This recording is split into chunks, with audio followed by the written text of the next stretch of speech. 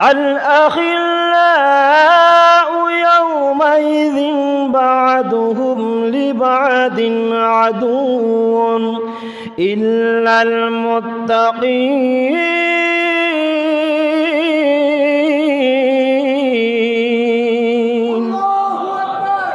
আল্লাহ বলেন, হে আমার বান্দারা, তোমরা শুনে নাও, এমন একটা দিন আসবে, এমন একটা সময় আসবে, যাদেরকে আপন বলে তোমরা বুকের মধ্যে রেখেছ, যাদেরকে নিজের ধন দৌলত উজাড় করে দিয়েছ, বন্ধুর জন্য দিনের পর দিন রাতের পর রাত ঘুমাইলা না।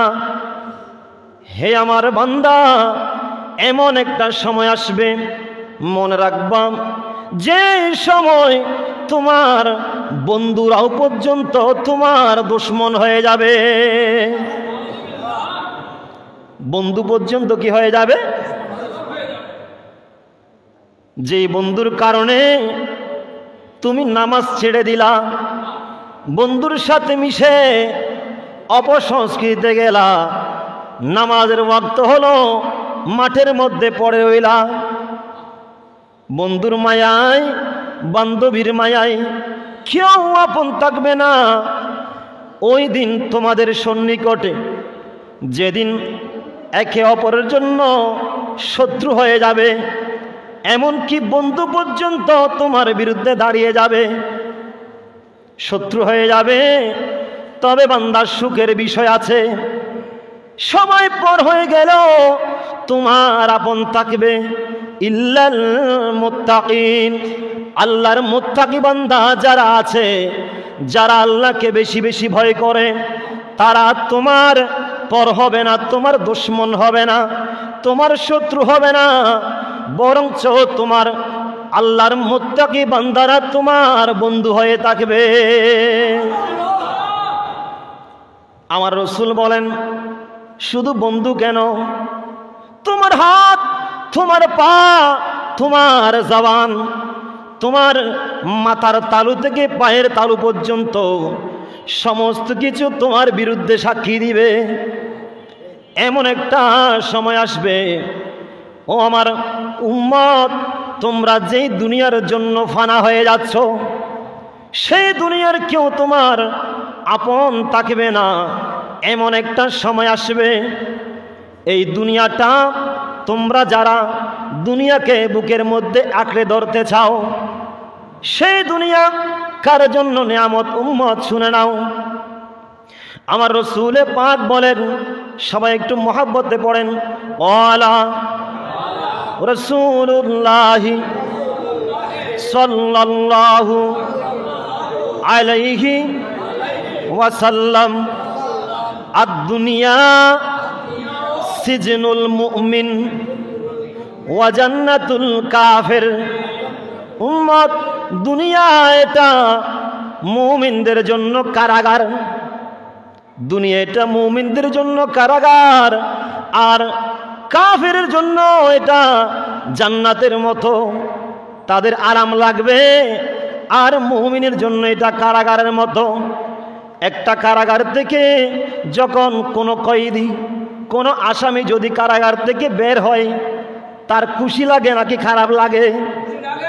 খুশি লাগে।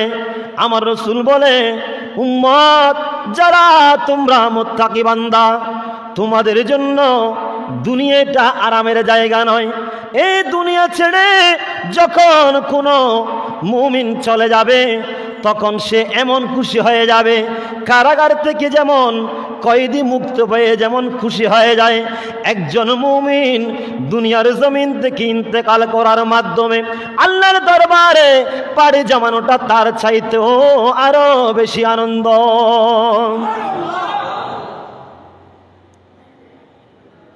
এটা আমার মতো গুনাহগারের কাছে এটা কোনো ব্যাপারই না।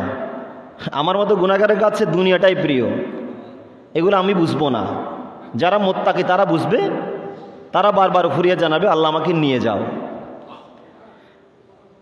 মৌত কামনা করা কিন্তু জায়েজ না, এটা মনে রাখবেন। অনেকে কষ্ট পেয়ে আমরা মৌত কামনা করি, হায় আমার যদি মরণ হয়ে যেত, আমি এই সমস্ত ঝামেলা থেকে বাঁচতে পারতাম, ছেলের ঝামেলা, বউয়ের ঝামেলা, সব ঝামেলা থেকে আমি দুনিয়ার ঝামেলা থেকে বাঁচতে পারতাম, এটা জায়েজ নাই। তবে দুনিয়া থেকে চলে যাওয়ার জন্য ফরিয়াদ করা জায়েজ আছে ওই ক্ষেত্রে নিজের ঈমান আমলকে হেফাজতের জন্য যাবতীয় যতগুলা কি আছে ফিতনা ফাসাদ আছে সেখান থেকে বাঁচার জন্য এই ফরিয়াদ করা জায়েজ আছে। সুবহানাল্লাহ বলুন। অন্যথায় নিজের উপর নিজে অত্যাচার করতে পারবেন না। কি বলেন? নিজেকে নিজে অত্যাচার করতে? আপনারা কি আমার সাথে রাগ করছেন? আওয়াজটা করবেন না? বিসমিল্লাহির রহমানির রহিম। ইন্নাল্লাহা আশতারা মিনাল মুমিনিনা আনফুসাহুম ওয়া আমওয়ালাহুম বিআন্না লাহুমুল জান্নাত। আল্লাহ বলেন, হে আমার বান্দা, তোমাদের কাছ থেকে আমি আল্লাহ তোমাদের জান মাল, তোমাদের ধন সম্পদ, তোমাদের প্রাণ, সমস্ত কিছু আমি আল্লাহ কিনে নিয়েছি। সুবহানাল্লাহ বলেন। সমস্ত কিছু কিনে নিয়েছি। আল্লাহ তুমি কি দিয়ে কিনেছ? কি দেওয়ার মাধ্যমে কিনে নিয়েছ? আল্লাহ বলে বিআন্না লাহুমুল জান্নাত, জান্নাতের বিনিময়ে বান্দা তোমাদের কাছ থেকে আমি তোমাদের ধন সম্পদ, জীবন যৌবন কিনে নিয়েছি। এগুলো তোমার নয়, হাতের তালু, পায়ের তালু, মাথার তালু, সমগ্র জায়গা সব কিছু আমি আল্লাহর দেওয়া। সব কিছুর উপরে তুমি যেমন চাও তেমন আচরণ করতে পারবা না। নিজে চাইলে প্রাণ দিতে পারবা না, নিজে চাইলে হাত কাটতে পারবা না, নিজে চাইলে পায়ের অবস্থা, হাতের অবস্থা ময়লাযুক্ত রাখতে পারবা না, পরিষ্কার পরিচ্ছন্ন রাখবা। কেননা তোমার ধন, তোমার মন, সমস্ত কিছুর বিনিময়ে আমি আল্লাহ তোমাকে জান্নাত দান করব। তবে তোমার শরীরের অবস্থা তোমরা যেমন তেমন করতে পারবা না, আমি আল্লাহ পাকড়াও করব। তোমাকে যেমন তেমন থাকতে দেওয়া যাবে না। তুমি মনে করবো না আমি মরলেও কি বাঁচলেও কি আমি আমার জানটা দিয়ে দেব। না বান্দা, সেটা সম্ভব না। কেননা আমি তোমার ধন সম্পদ, তোমার শরীর পুরোটা কিনে নিয়েছি আমি আল্লাহ জান্নাতের বিনিময়ে। কি দিব? জান্নাত দিব। ওয়ালাইকুম আসসালাম ওয়া রাহমাতুল্লাহ। ভাইজান আপনারা সামনে আসেন না, কাছে থাকবেন। আরে আমাকে ভালো না লাগলে কি হয়েছে? আমার ভালো লাগানোর কোনো দরকার নাই। নবীর দরুদ তো ভালো লাগে। ওই আওয়াজ করেন না কেন? আপনারা আমার কথা বুঝেন না? নবীর দরুদ তো ভালো লাগে, আমাকে ভালো লাগার কোনো দরকারই নাই। আমি কি বলি সেটা ভালো লাগলে হয়েছে। আল্লাহুম্মা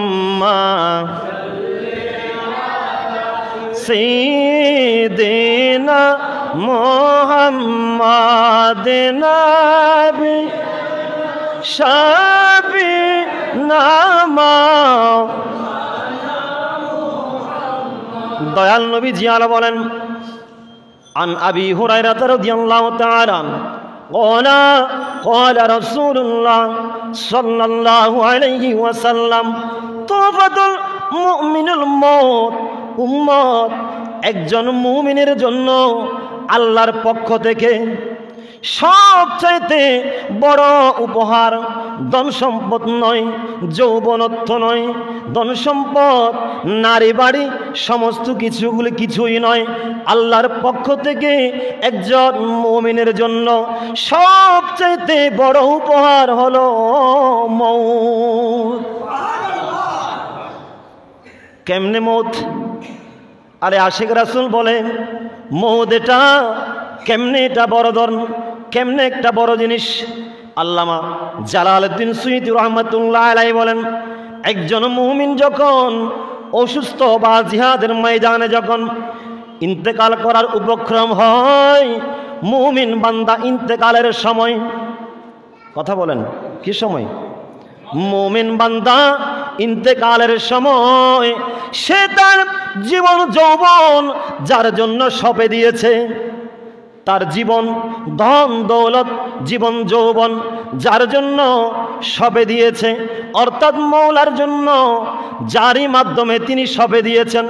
আমার রসুল পাকের হাদিস শরীফ শুনে শুনে দয়াল নবীর মায়ায় পড়ে কলমা পড়ে মুসলমান হওয়ার মাধ্যমে যে ব্যক্তি নিজের ধন সম্পদ জীবন যৌবন আল্লাহর রাস্তায় সঁপে দিয়েছে, ওই মুমিন ইন্তেকাল করার সময় আমার দয়াল নবী মায়ার নবীর নূরানি চেহারা দেখতে পারে। এমনি রসুল পাককে না দেখলেও মুমিনরা যাওয়ার সময় ঠিক রসুল পাকের দেখা পায়। এগুলো তো আমাদের আসলে আপন না। কিছু কথা মনে রাখবেন, মানুষ যখন মৃত্যুর পথযাত্রী হয়ে যায় ওই সময় তার পাশে গিয়ে আপনি সূরাতুল ইয়াসিন শরীফ তেলাওয়াত করবেন, কালমা শরীফ তেলাওয়াত করবেন। তাকে কিন্তু বাধ্য করবেন না, চাপাচাপি করবেন না, কলমা পড়েন পড়েন চাপাচাপি করবেন না, করা যাবে না। কারণ সে সময় ও কত কষ্ট পাচ্ছে এটি কিন্তু আমরা বুঝি না, এটা আমরা বুঝতে পারি না। তো যদি বুঝতে পারতাম মরণের কষ্ট কি জিনিস, আমার রাসূল পাক বলেন চতুষ্পদ জন্তু, চার পায়ে যে চার পা আছে যার কাছে, চতুষ্পদ জন্তু সে ঘাস খাওয়া পর্যন্ত ছেড়ে দিত যদি মৌতের কষ্ট কি জিনিস সেটা বুঝতে পারত। আল্লামা জালালউদ্দিন সুয়ুতির কাছে প্রশ্ন করা হলো মৌতের কষ্ট কি রকম? তিনি বলেন মৌতের কষ্ট এমন কঠিন যে ওই সময়ের মধ্যে যদি একজন মানুষকে ৩০০ বার তরবার দিয়ে আঘাত করা হয়, তরবারের কোফ লাগানো হয়, যেইভাবে সৈয়দুস শুহাদা হযরত আমির হামজা রাদিয়াল্লাহু তাআলা ওনাকে ৭০০ টুকরা করা হয়েছিল যুদ্ধের ময়দানে, ৭০০ টুকরা করা হয়েছে, তবুও ঈমানের পথ ছাড়েন নাই। সুবহানাল্লাহ।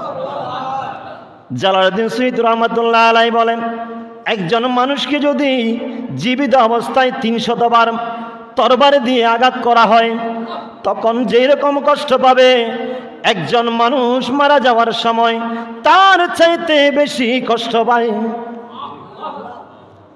ইমাম গাজ্জালী রাহমাতুল্লাহ আলাইহি আরো বলেছেন যদি কোনো মানুষের ভিতর শরীরের ভিতরে যদি গাছ রোপণ করে দেওয়া হয়, সেই গাছ প্রত্যেকটা শিরায় শিরায় রগে রগে পৌঁছে গিয়েছে, এমন গাছ রোপণ করে দেওয়া হলো, আর প্রত্যেক শাখার মধ্যে অসংখ্য বড় বড় কাঁটা আছে, এমন গাছ যদি কোনো আল্লাহর বান্দার ভিতরে ঢুকিয়ে দেওয়া হয়, এবার সেই গাছ টান মেরে যদি বের করা হয়, প্রত্যেকটি কাঁটার আঘাতে মানুষটা কীরকম কষ্ট পাবে, এরকম কষ্ট পায়।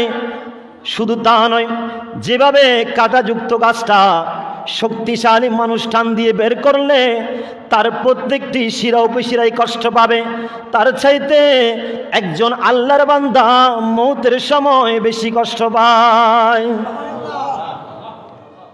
বাবা এত কষ্ট যদি হয় তবে সেই মৌতকে ভয় করতে হবে নাকি জয় করতে হবে? জয় করতে হবে। আমার হযরত শাহজালাল সৈয়দ দাইমুল্লাহ রাহমাতুল্লাহ আলাইহি বলেন ওহে মৃত্যু তুমি আমায় কিসের দেখাও ভয়, তোমার ভয়ে কম্পিত নয় আমার হৃদয়। কই আওয়াজ তো নাই, সুবহানাল্লাহ বলবেন না? একজন আল্লাহর ওলি মুমিন ব্যক্তি, আমি গুনাহগার যেই মাদ্রাসায় শিক্ষকতা করি, শাহজালাল সৈয়দ দাইমুল্লাহ রাহমাতুল্লাহ আলাইহি বলেন ওহে মৃত্যু তুমি আমায় কিসের দেখাও ভয়, তোমার ভয়ে কম্পিত নয় আমার হৃদয়। কারণ আমি একজন নবীর গোলাম, যেই ব্যক্তি নবীর গোলাম হতে পারে সেই ব্যক্তির দুনিয়া বলো আখিরাত বলো কোনো জায়গাতে আর ভয় কথা বলেন না। আমি দাইমুল্লাহ, আমি এই মরণকে ভয় পাই না। আমার সব সময়ের মধ্যে আমার বউ না থাকতে পারে, আমার বন্ধু নাও থাকতে পারে, আমার মা বাবাও না থাকতে পারে, আমি যেই ধন চাচ্ছি, আমি স্বর্ণ চাচ্ছি, টাকা চাচ্ছি, জীবন যৌবন, সুন্দর নারী, সুন্দর বাড়ি, গাড়ি, সব কিছু যাচ্ছি, সব কিছু আমার নাও হতে পারে, আমার কাছে নাও আসতে পারে, কিন্তু একটা জিনিস আমার কাছে আসবেই আসবে, সেটা হলো মৌত। যেটা আসবে নিশ্চিত, তাকে ভয় করে কোনো লাভ আছে? এমন কাজ করতে হবে যাতে মরণকে ভয় না পায়। কবরকে ভয় পায় কেন মানুষ? আপনি কবরকে ভয় পাচ্ছেন, মনে রাখবেন আপনি কেন পরিপূর্ণ হতে পারেন নাই। কবরকে ভয় করবেন না।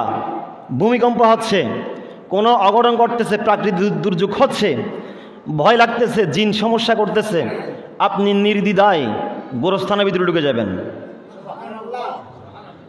কারণ গোরস্থানের ভিতরে কোনো খারাপ শক্তি ঢুকতে পারে, কারণ সেই গোরস্থানের মধ্যে আল্লাহর বান্দারা যারা আমাদের আগে গিয়ে আল্লাহর দরবারে হাজির হয়েছে।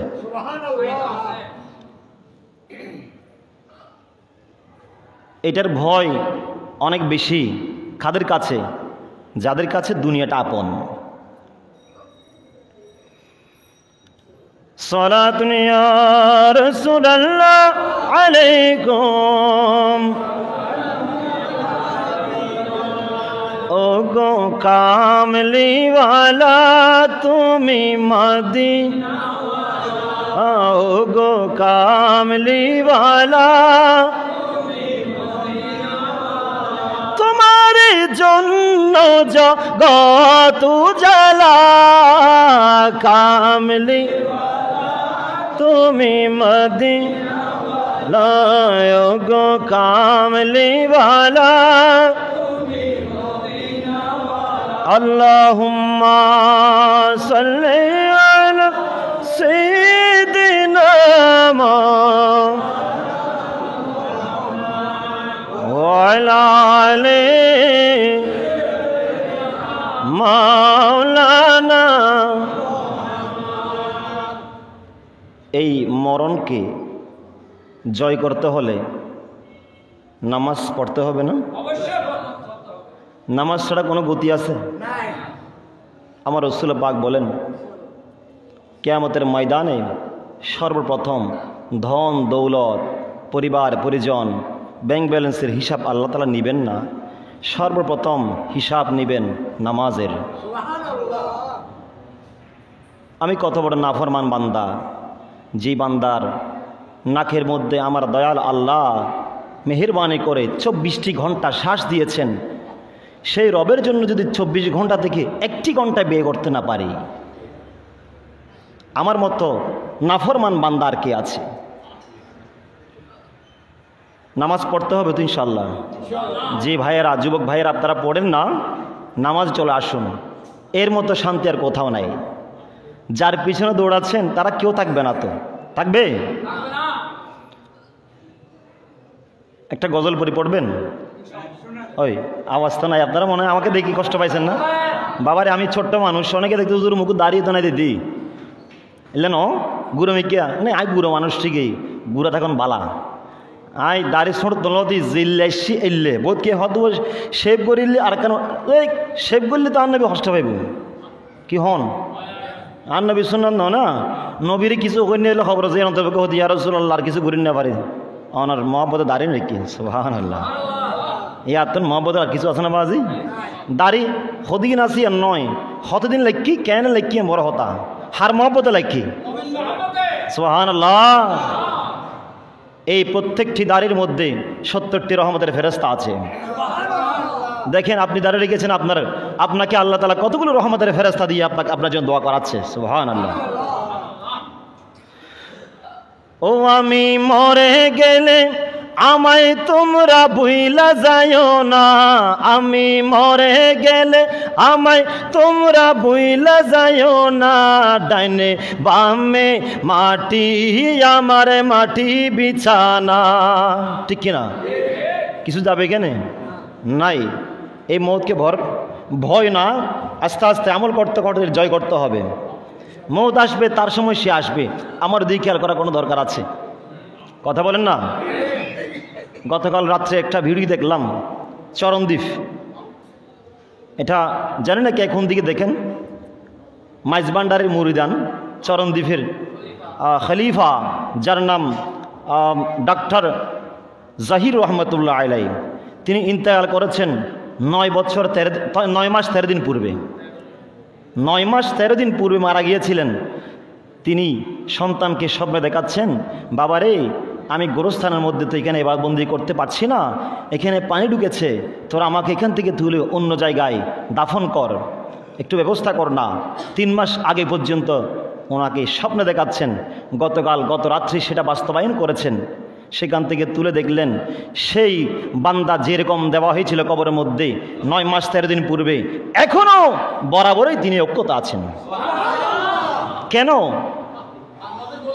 ज़मीं में ली नहीं होता, ज़मन मैला नहीं होते, मोहम्मद की गुलामों को कफन मैला नहीं होते। सुभान अल्लाह। मुहम्मदेर गोलामेर কাফনের মধ্যেও মাটি লাগে না। নবীজির গোলামের দাম এতটুকু। শাহিন শাহের চেয়ে উত্তম নবীর গোলামি, শাহিন শাহের চেয়ে উত্তম নবীর গোলামি, ফেরেশতাদের চেয়ে উত্তম হয় সে আদমি। ইহ পর জগৎ যার জন্য বিজয় হয়, প্রিয় নবীর গোলাম ছাড়া অন্য কিছুই নয়। সুবহানাল্লাহ। আরে দোজাহানে আমার হবে কি যে পরিচয়, প্রিয় নবীর গোলাম ছাড়া অন্য কিছুই নয়। সালাতুনিয়া আলাইকুম। আমার একটা জিনিস খুব খারাপ লাগে, রাসূল পাক বলেন আমার উম্মতের মধ্যে সবচেয়ে কৃপণ ব্যক্তি ওই যে ব্যক্তি আমি রসুলের নাম মোবারক শোনার পরেও দরুদ শরীফ পড়ে না। সবচেয়ে কৃপণ ব্যক্তি। আপনারা কি কৃপণ? এই নবীর সাথে কি কৃপণতা করা যায়? তো পিছনের ভাইয়েরা আপনারা আওয়াজ করেন না, দরুদ শরীফ পড়েন না কেন?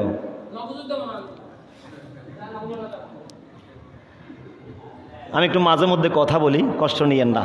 এটাও তো আলোচনার অংশ বিশেষ। বাবা মৌত আসবে কি না? আমি এই আলোচনা কেন করতেছি? খুতবার সাথে সামঞ্জস্যপূর্ণ আলোচনা। এটা খুতবার সাথে যেটা ধরা হয়েছে, আজকে মহরমের শেষ জুমা, আগামী জুমা ইনশাআল্লাহ সফরুল খাইরের মধ্যে পাবো ইনশাআল্লাহ, আল্লাহ যদি আমাদের বাঁচিয়ে রাখেন আর কি। তো এই মৌতের কথা এখানে বেশি আলোচনা করা হয়েছে। আমার রাসূল পাক এদিকে বলে দিয়েছেন, উম্মত কিছু জিনিসের মধ্যে তাড়াহুড়া করবা। যখন কোনো মানুষ মারা যাবে, তাকে ময়লা বের হওয়ার আগে, পৌঁছে যাওয়ার আগে তাকে দাফন করার ব্যবস্থা করো। কারো ঘরে কন্যা সন্তান বিবাহের উপযুক্ত হয়েছে, সে তোমার নাক মুখ কাটার আগে তাকে বিবাহের ব্যবস্থা করো। নামাজের ওয়াক্ত হয়েছে, তাড়াতাড়ি নামাজ আদায় করো। এগুলোতে বিলম্ব করা যাবে না। আজকে থেকে ইনশাআল্লাহ নামাজ পড়বো তো? কই আওয়াজ তো, কয়জন আওয়াজ নাই? যারা পড়েন না ইনশাআল্লাহ পড়বেন। একটু আযাব শুনবেন, নামাজ ছাড়া কি আযাব। ইসলামের 2 নম্বর খলিফা যার নাম ওমর ইবনুল খাত্তাব রাদিয়াল্লাহু তাআলা, নাম শুনেছেন? ওই আওয়াজ নাই, নাম শুনেছেন? যার পথ চলা যেদিকে হয়েছে সেদিকে আর শয়তান পর্যন্ত যায় নাই। এত ভয় পেত। ওমর ফারুকের আমলের মধ্যে একদিন একটা বাচ্চা মায়ের কাছ থেকে টাকা নিয়ে কাচের বোতলে করে তেল আনতে গেল বাজার থেকে। তেল নিয়ে ফেরার পথে সে হুচুটকে পড়ে গেল।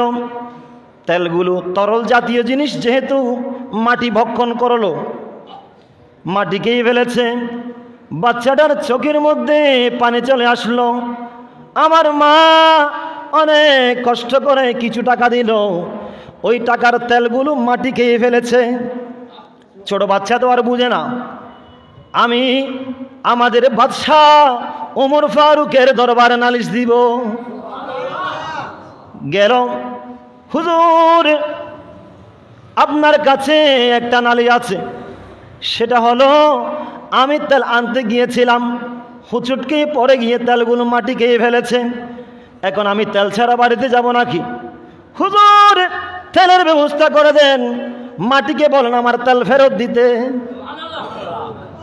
দেখেন কত সুন্দর কথা ছোট্ট বাচ্চার কাছে। এইবার ওমর ফারুক রাদিয়াল্লাহু তাআলা বলে এগুলো তো মাটি খেয়ে ফেলেছে, আমি কোত্থেকে দিব? হুজুর আপনি চেষ্টা করলে সম্ভব, আপনি চেষ্টা করলে এগুলো ফেরত দিতে পারবেন। এবার ওমর ফারুক রাদিয়াল্লাহু তাআলা নাছোড়বান্দা বাচ্চাটার কাছে উত্তর দিল, ওগো বাচ্চা তুমি একটা কাজ করো, যেই মাটি তোমার তেল বক্ষণ করেছে ওই জায়গার মধ্যে যাও, সেই মাটিকে বলে দাও, ও মাটি যদি তুমি তেল ফেরত না দাও তবে ওমর ফারুক বলেছে তোমার জায়গার মধ্যে যে জায়গা আমার তেল গিলে ফেলেছ ওই জায়গার মধ্যে ওমর ফারুক একজন বেনামাজি দাফন করবে। আর বেনামাজি যদি দাফন করে কি ক্ষতি সেটা মানুষের চাইতে মাটি ভালো জানে। যে জায়গার মধ্যে একজন বেনামাজি দাফন করা হবে ওই বেনামাজির কবরের মধ্যে আল্লাহ তাআলা এমন আযাব দিবে, এমন আগুন জ্বালাবে, মাটি বুঝতে পেরেছে আমি তো আর শান্তিতে থাকতে পারবো না, ও বাচ্চা তোমার তেল তুমি ফেরত নিয়ে যাও, তেল খাওয়ার খেয়াল আমি মাটির নাই, তবুও আমি আমার গর্বের ভিতরে আমার ভিতরে বেনামাজি গ্রহণ করব না। দেখেন বেনামাজির কত করুণ পরিণতি। ভাইয়েরা আমার, আপনারা যারা খেলার জন্য বিভিন্ন কাজের জন্য নামাজ ছেড়ে দিচ্ছেন, আপনি কি মৌতের কথা একবার খেয়াল করেছেন কিনা? আমার রাসূল বলে উম্মত বেশি বেশি মৌতের কথা খেয়াল করো, যত বেশি মৌতের কথা খেয়াল করবা তত বেশি দুনিয়ার জমিন থেকে তোমার তৃপ্তি উঠে যাবে, আল্লাহর প্রিয় হতে পারবা তুমি। এক সময় আমার রাসূল কবর জিয়ারতকে নিষেধ করেছিলেন, কুনতু নাহাইতুকুম আন জিয়ারাতিল কবর। উম্মত এমন এক সময় ছিল যখন আমি রাসূল কবর জিয়ারত নিষিদ্ধ করেছিলাম। কেন করেছিলাম? যখন মুসলমান আর বিধর্মীদের কবরস্থান ভাগ ছিল না, কারণ নাপাকি আর পাক জিনিস একসাথে হয়ে গিয়েছিল, আমি এজন্য নিষেধ করেছিলাম।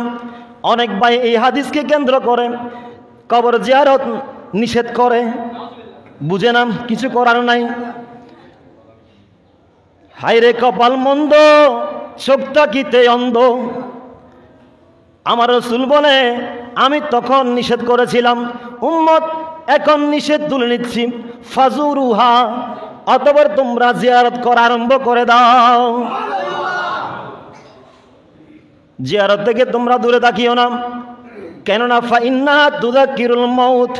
উম্মত যত বেশি কবর জিয়ারত করবা, তোমার মা বাবার দাদা দাদির পরিবারের পরিজনের মুসলমানদের কবর যত জিয়ারত করবা তত বেশি মৌতের কথা স্মরণ হবে। আর যে ব্যক্তি মৌতের কথা স্মরণ করবে সেই ব্যক্তি তত আল্লাহর প্রিয় হতে পারে। সালাতুন ইয়া রাসূলুল্লাহ আলাইকুম।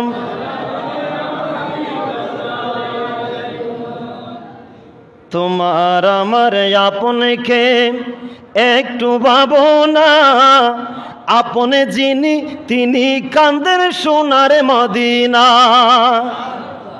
ঠিক কিনা? তোমার আমার আপনকে একটু ভাবনা, আপন হবেন যিনি তিনি কান্দেন মদিনা, আপনে যিনি তিনি কান্দেন সোনারে মদিনা। ওই নবীজির কাছে চলো হয়ে দিবানা, ডানে বামে মাটি আমার মাটি বিছানা, ডানে বামে মাটি আমার মাটি বিছানা। আমি চলে যাব আমায় তোমার তোমরা ভুলে যাও না, আমি চলে যাব, আমায় তোমরা ভুলে যাও না। ডানে বামে মাটি, আমার মাটি বিছানা। সুবহানাল্লাহ। সুন্দর কথা না? না বলতে বললেই কি তারা না বলে থাকবে? মনে রাখবেন, যত কবর পুরাতন হয় তত মোহাব্বতে পুরাতন হয়ে যায়। যত কবর পুরাতন হয় তত জিয়ারত কমে যাবে। প্রথম মারা গেল, একদিন দুদিন তিন দিন প্রত্যেক ওয়াক্ত নামাজের পর পর আপনি গিয়ে জিয়ারত করলেন। পরবর্তী দেরি হয়েছে, দেখবেন শুক্রবার আপনার যাওয়া হচ্ছে না, আরও দেরি হয়েছে মাসেও যাওয়া হচ্ছে না, আরও দেরি হয়েছে বছরেও যাওয়া হচ্ছে না।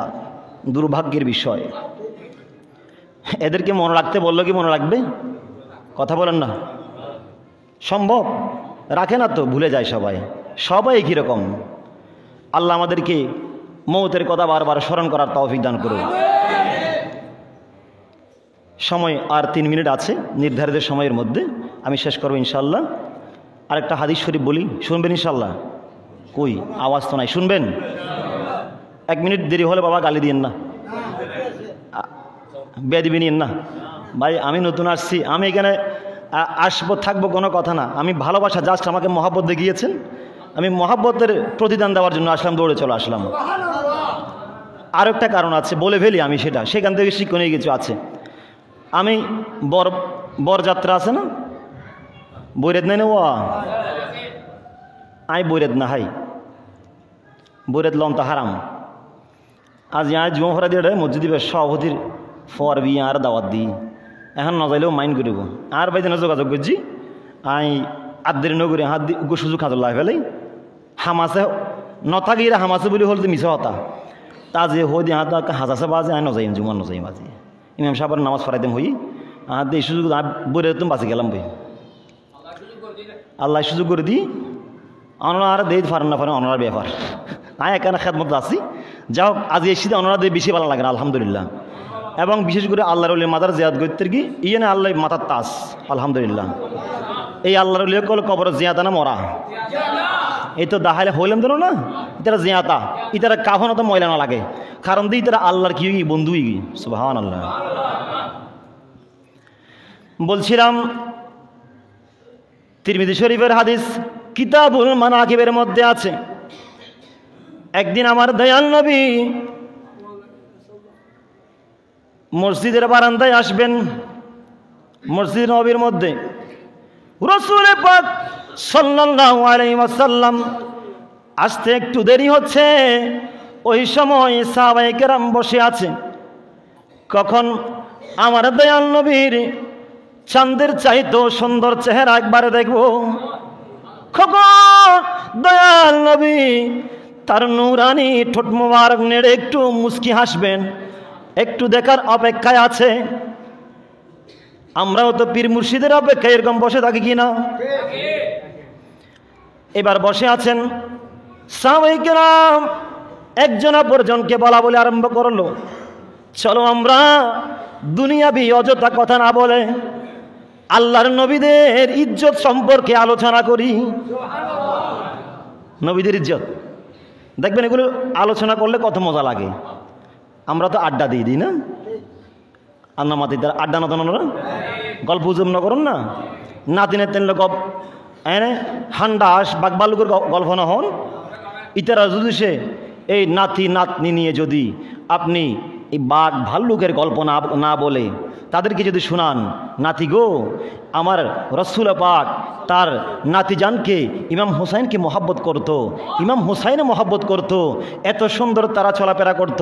ইমাম হোসাইন নানাজানের কাঁধের উপর উঠে ঘোড়ার মতো করে সওয়ারে হয়ে সে চালাতো, আমার রসুল পাক কত আদর করত। ইমাম হোসাইন রসুল পাক যখন নামাজ পড়তো তিনি গর্দানের উপর উঠে বসে থাকতো। ইমাম হোসাইনের নামাজই হয়েছে নানাজানকে দেখতে দেখতে। সুবহানাল্লাহ। এই গল্পগুলো শুনতে শুনতে দেখবেন আপনার নাতি আপনার বাচ্চাও সে একদিন নামাজি হয়ে যাবে, ঠিক কিনা?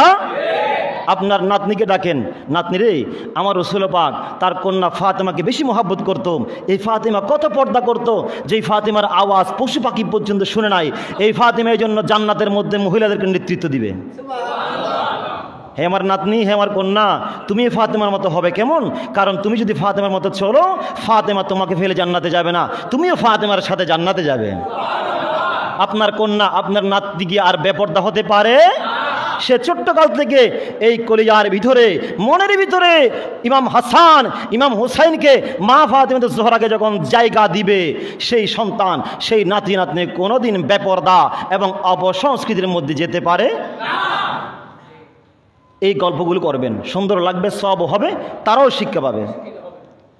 সাহাবায়ে কেরাম বলেন, আমরা দুনিয়ার গল্প গুজব না করে আল্লাহর নবীদের ইজ্জত সম্পর্কে আলোচনা করব।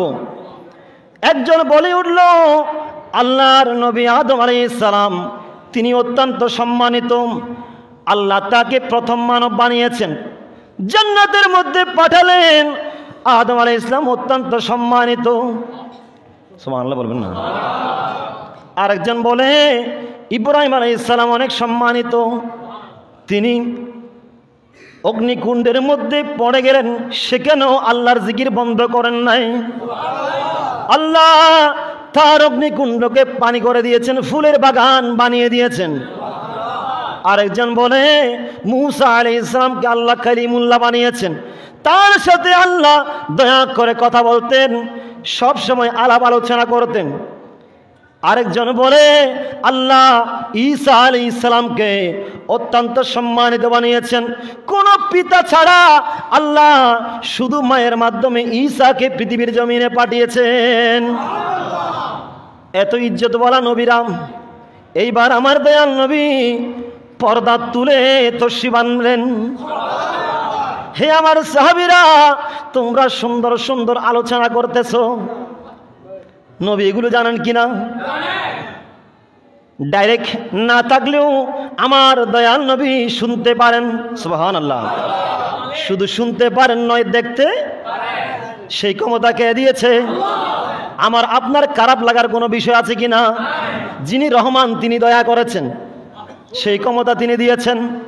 এইবার আমার দয়াল নবী বলেন, হে আমার সাহাবীরা, তোমরা যে আলোচনা করছিলাম, আদম আলাইহিস সালাম ওই রকম সম্মানিত, ঈসা নবী, ইব্রাহিম আলাইহিস সালাম, মূসা আলাইহিস সালাম, তাদের কথা তোমরা যেমনি বলেছ তারা সেরকম সম্মানিত, ঠিক আছে। তবে তোমরা কি জানো, তোমরা যেই নবীর সাথে উঠা বসা করছো, যেই নবীর সাথে নাস্তা করছো, যেই নবীর সাথে যুদ্ধের ময়দানে শরীক হচ্ছ, ওই নবীর ইজ্জত কতটুকু? ইয়া রাসূলুল্লাহ, আমাদের মাতা পিতা আপনার কদমে কুরবানি হোক, নবী গো একটু বলেন না। আমার নবী বলে, ও আমার সাহাবীরা শুনে নাও, আনা হামিলু লাওয়াইল হামদ ইয়াউমাল কিয়ামা। সুবহানাল্লাহ। যেই দিন আল আখিল্লাউ ইয়াউমাইদিন বাদাহুম লিবাদিন আদুউন ইল্লাল মুত্তাকিন, যে ময়দানের মধ্যে তোমার পুত্র সন্তান, কন্যা সন্তান, তোমার মাতা পিতা কেউ তোমার আপন থাকবে না, সবাই ইয়া নফসি ইয়া নফসি করবে, ওই দিন ওই আনা হামিলু লাওয়াইল হামদি ইয়াউমাল কিয়ামা, আমি নবীর হাতে সমস্ত প্রশংসার পতাকা আল্লাহ তাআলা দান করবেন। তবে উম্মত এতটুকু ইজ্জত পাওয়ার পরেও ওয়ালা ফখর, আমি নবীর কোনো গৌরব নাই, অহংকার নাই। আজকে আমরা কি করি? সুন্দর জামা পাইলে অহংকার করি, গাড়ি পাইলো, নারী পাইলো, আমাদের অহংকারে চলাফেরার জায়গা পাওয়া যাচ্ছে না। বাঁচতে হবে কিনা এখান থেকে? দেখেন ঢাকাতে মাইলস্টোন স্কুল অ্যান্ড কলেজের কি অবস্থা হয়েছে। যে বাচ্চাগুলা পিঠের মধ্যে ব্যাগ নিয়ে দুহাত প্রসারিত করে দৌড়ে মায়ের কাছে এসে বুকের মধ্যে উঠতে পারত, সেই বাচ্চাগুলোর লাশ পর্যন্ত পাওয়া যাচ্ছে না। এই মা কেমনে সহ্য করবে? দেখেন মা এরকমই। একটা মা কান্নাকাটি করছে দেখলাম, মেয়েটার নাম নাকি রাইসা। এই মেয়েটা, মা বলছে, আমি কোনো সন্তানের জননী হতে পারছি না, মা ডাক শুনতে পারছি না দীর্ঘদিন পর্যন্ত। আল্লাহর কাছে চাইলাম, আল্লাহ একটা কালা হোক, ল্যাংড়া হোক, যেরকম হোক না কেন, আল্লাহ একটা বাচ্চা দাও, যে বাচ্চাটা আমাকে মা ডাকবে। আল্লাহ তাআলা দয়া করেছেন, আমাকে আমার মেয়ে রাইসাকে দিয়েছে। আর আমার মেয়ে ওই দিন স্কুলে যাওয়ার সময় যখন লিফটে উঠছিল আমাকে হাত দেখাচ্ছে, আম্মু ক্লাস শেষে তোমার সাথে দেখা হবে। আমার মেয়েটার আর দেখা পাইলাম না। এই মেয়েটা আল্লাহ নিয়ে গিয়েছেন। ইন্না লিল্লাহি ওয়া ইন্না ইলাইহি রাজিউন।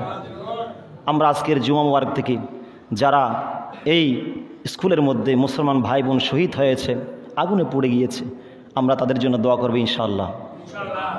আল্লাহ তাদেরকে বেহেশতের মেহমান করুক, আমিন। তো কি নিয়ে গৌরব করেন, অহংকার করেন? এই জীবনের নিঃশ্বাসের কোনো বিশ্বাস আছে?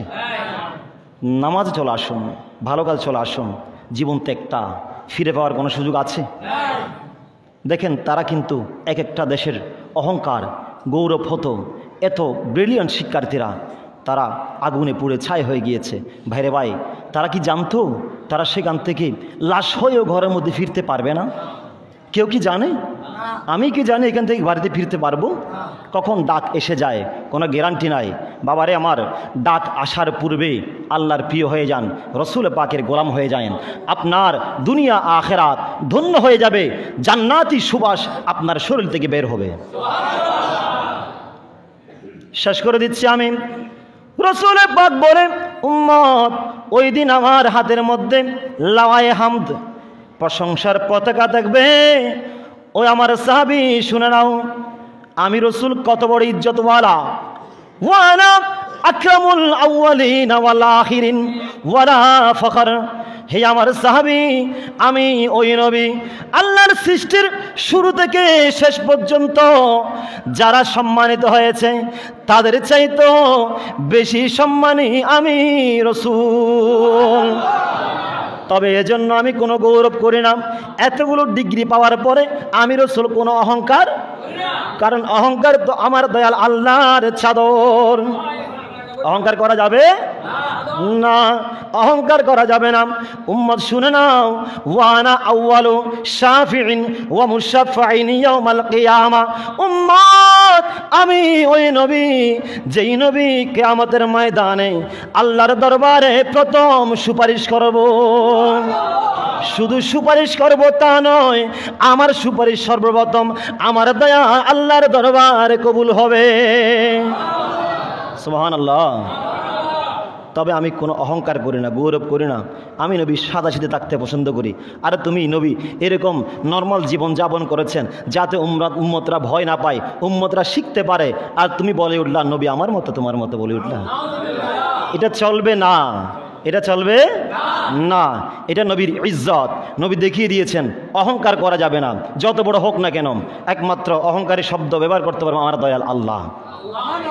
তার দ্বারা সব কিছু সম্ভব, যিনি কুন বললে ফায়াকুন। এটাই শেষ কথা। আজকে থেকে ইনশাআল্লাহ আমরা যেই শ্বাসের কোনো বিশ্বাস নাই, এই শ্বাসকে আমরাও আর বিশ্বাস করার দরকার নাই। আমরা বিশ্বাস করব আল্লাহর ঘর মসজিদকে। পারবেন ইনশাআল্লাহ? আজকে থেকে আমি চাই আমার ভাইয়েরা যারা নামাজ পড়ে না, যুবক ভাইয়েরা, মুরব্বীরা, সকলে নামাজ পড়বে। এই মসজিদটা আরও ফুলে ফলে সুসজ্জিত হয়ে যাবে। মসজিদের সুন্দর মুসল্লিরা, আল্লাহ আমাদেরকে নামাজ পড়ার তৌফিক দান করুক। আজকে দিন নামাজ চলবে ইনশাআল্লাহ। ওই কয়জন হাত তুললেন? সবগুলো হাত তুলবেন না। আল্লাহকে দেখিয়ে দেন না, আল্লাহ আমরা তোমাকে ভালোবাসি। আল্লাহ আমরা জীবিত তোমার জন্য, মরবো তোমার জন্য, কিয়ামতের ময়দানে দণ্ডায়মান হব আবারও তুমি আল্লাহর জন্য। আল্লাহ আমাদের কবুল করুক, আমিন। আমি আর কথা বাড়াচ্ছি না, আমার কথায় কষ্ট পেলে আপনারা ক্ষমা করবেন। এই হাদিস থেকে শিক্ষণীয় হচ্ছে, আপনারা কেউ কোনো মানুষ গোপনে কথা বললে সেখান থেকে কান লাগিয়ে দিয়ে শুনবেন, এটা হারাম। কেউ কথা বলতে চাচ্ছে একাকী হয়ে বা সেপারেট হয়ে, আপনি সেখানে জোর করে শুনবেন না, এখানে কথা বলবেন, এটা নিষেধ করা হয়েছে। তো সুতরাং অনেকে তো আমরা ঘরের মধ্যে কান লাগিয়ে দিই, ঘরের বউ কি বলে, স্বামী কি বলে, শাশুড়ি তারা বউ শাশুড়ি ঝগড়া করতেছে কিনা, এই সমস্ত খবর নিবেন না, কান লাগিয়ে দিবেন না। আল্লাহ রাসূল নিষেধ করেছেন। এই নিষেধ থেকে আমরা নিজেকে আমাদের বাঁচাতে হবে। আল্লাহ তাআলা সেই তৌফিক দান করুক, আমিন। যারা সুন্নত আদায় করেন নাই, মেহেরবানি করে সুন্নত আদায় করে নিন। আসসালামু আলাইকুম ওয়া রাহমাতুল্লাহি ওয়া বারাকাতুহু।